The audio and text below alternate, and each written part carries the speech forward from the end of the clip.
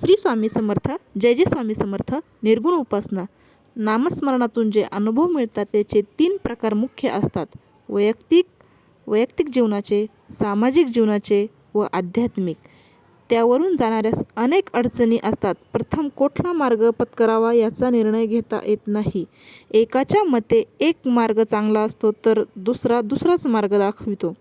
अशा अव्यवस्थित मार्गदर्शनाने तो काही मिळू शकत नाही. प्रथम ध्यानावस्थेमध्ये बसून स्वतःचाच विचार करावा.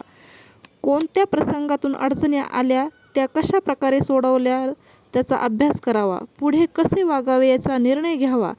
आध्यात्मिकतेसाठी मनास पवित्र करण्यासाठी लक्ष ठेवावे.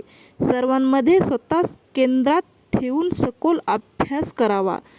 त्या अभ्यासानंतर प्रत्येक भक्तिमार्गावर लक्ष द्यावे. स्वतःस कोणता मार्ग झेपेल तो घ्यावा. ध्यान, योग, आसने वगैरे मार्ग संसारी माणसास अडचणीचे ठरतात. त्यात नियमितता ठेवता येत नाही. पूजा, सगुण उपासना वगैरे मार्गावरून कोणीही जाऊ शकतो. वर्तमान परिस्थितीत मनुष्य अर्धा तास पूजेसाठी नित्य मिळू शकेल का? हा एक प्रश्न आहे. नामस्मरणाचा मार्ग एकदम सोपा आहे, पण ही निर्गुण उपासना आहे. त्यावर विश्वास बसणे कठीण आहे. नामस्मरणामागे जी शक्ती आहे ती दुसऱ्या मार्गात नाही.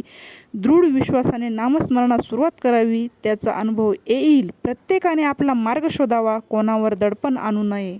श्री स्वामी समर्थ. जय जय स्वामी समर्थ. अवधूत चिंतन श्री गुरुदेव दत्त. धन्यवाद भक्ताओ. चॅनलवर जर नवीन असाल तर चॅनल सबस्क्राईब करायला विसरू नका. धन्यवाद. श्री स्वामी समर्थ.